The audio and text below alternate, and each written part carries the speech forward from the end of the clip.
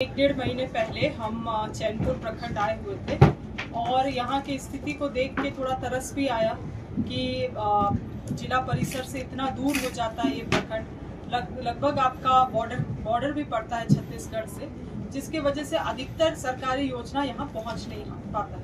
तो सरकार के अंग होने के नाते मुझे ये जिम्मेवारी लगा कि यहाँ पे हम लोग एक कृषि मेला सह कार्यशाला किसानों के लिए करें, जो शायद पहली बार इस तरह से कार्यक्रम इस प्रखंड में किया गया है। और अब हम लोग इस कार्यक्रम को लेके इतने आश्वस्त हैं कि आने वाले समय में जितने भी ब्लॉक्स में हम लोग जिला मेला लगाएंगे वो इसी फॉर्मेट में लगेगा और इसी तरह से सुदूरवर्ती इलाकों को चुन के लगाया जाएगा। जिला परिसर या ब्लॉक परिसर तक हम लोग रिस्ट्रिक्ट नहीं रहेंगे। समझती हैं? ये देखिए, ये टू वे थिंग है, दोनों ही तरफ से प्रयास होना चाहिए।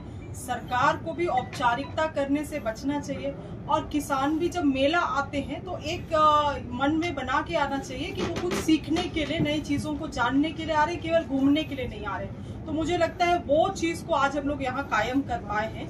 जो प्रयास हमारे सरकार की तरफ से भी किया गया वो आप देखे होंगे कि महज कोई औपचारिकता नहीं था।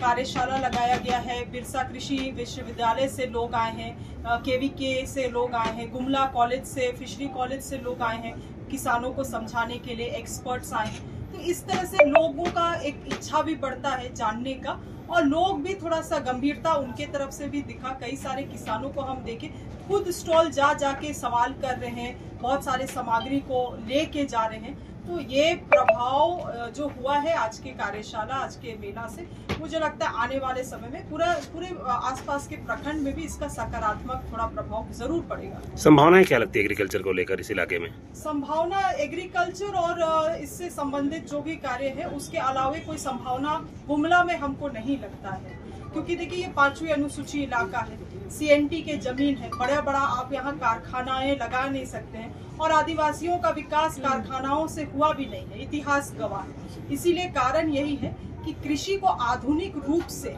और नए सिरे से करने की आवश्यकता है। लोगों को अपने जमीन से, कृषि प्रणाली से दोबारा जुड़ाव जोड़ने की आवश्यकता है और निश्चित रूप से मुझे लगता है कि ये सब चीजें अगर सरकार भी अपने तरफ से करे, प्रयास करे, सरकार की जो ट्रेनिंग है, डेमोन्स्ट्रेशन है, ज्ञान है, वो किसानों तक अगर हम लोग पहुंचा पाए, योजनाएं पहुंचा पाए, तो यहाँ के लोगों को पलायन करने का जरूरत नहीं पड़ेगा।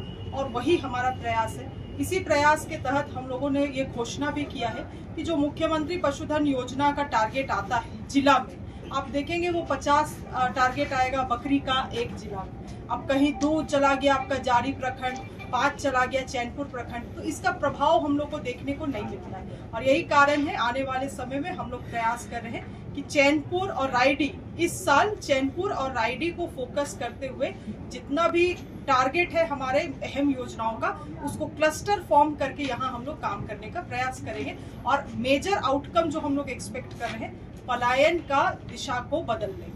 आगे के लिए उसको लेकर क्या सोचती हैं आप? नहीं, बिल्कुल ये तो है समस्या, मगर इन चीजों में भी काम करने की आवश्यकता है। यहाँ के उपायुक्त के पास भी काफी अच्छे सुझाव हैं, उसके तरफ वो काम भी कर रहे हैं। आप लोगों को मालूम होगा कि मड़ुआ का उत्पाद पूरे झारखंड भर में जो बढ़ा है, सबसे अधिकतर बढ़ोतरी आपका गुमला जिला से ही रिपोर्ट हुआ है और उसके लिए इन्होंने कुछ कंपनी से बात भी करके रखा है। यहाँ का जो मड़ुआ है वो जून के महीने के बाद दूसरे जगहों पे, दूसरे कंपनीज को एक्सपोर्ट भी होने वाले हैं, तो उसका लाभ मिलेगा। दूसरा तरीका ये भी है कि जो भी अभी हम लोग कंज्यूम कर रहे हैं, जिसका उपयोग हो रहा है, वो चीजों को यहीं राज्य में ही मैन्युफैक्चर किया जाए। 2500 रुपया हम लोग महिलाओं को दे रहे हैं। साबुन खरीद रही है, वो साबुन बॉम्बे से बन के आ रहा है, वो साबुन गुजरात से बन के आ रहा है। क्यों ना हमारे महिलाओं का FPO समूह वो साबुन यहीं बनाए, यहीं के लोगों को बेचे।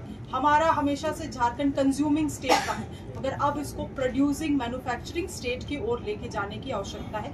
उसके लिए भी सरकार के पास योजना है। हमारी विभाग खुद FPOs को, जो फार्मर प्रोड्यूसर ऑर्गेनाइजेशन होते हैं, लगभग 15 लाख रुपया हम लोग ग्रांट के रूप में देते हैं।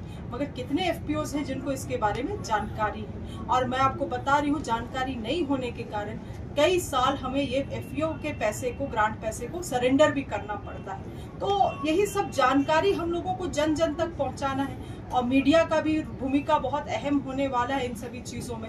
आप लोग लगातार जनता से आप लोग जुड़े हुए, इन चीज़ों को अधिक से अधिक तक लोगों तक पहुंचाने का काम करें। मैडम, जब एग्रीकल्चर हब बनाने की बात होती है तो दो चीज़ बहुत इंपॉर्टेंट हो जाता है। एक तो जो प्रोडक्शन होता है उसका मार्केटिंग, दूसरा अगर फूड प्रोसेसिंग यूनिट, कई बार के बारे में क्या सोचती हैं आप? निश्चित रूप से कुटीर उद्योग में बहुत यहाँ पे पोटेंशियल है, उन चीज़ों को स्थापित किया जा सकता है। हमारे जो माननीय मुख्यमंत्री साहब अभी जो अंतर्राष्ट्रीय दौरा में भी गए हैं, वहाँ पे भी बात हुई है कि इस तरह से सब्जी उत्पाद को लेके छोटी कुटीर उद्योग को यहाँ पे सेटअप करने के लिए वो आते हैं और हमें क्या निर्देश देते हैं और इसके अनुसार किन योजनाओं का फॉर्मेशन किया जाता है, उसके लिए हम लोग भी प्रतीक्षा कर रहे हैं।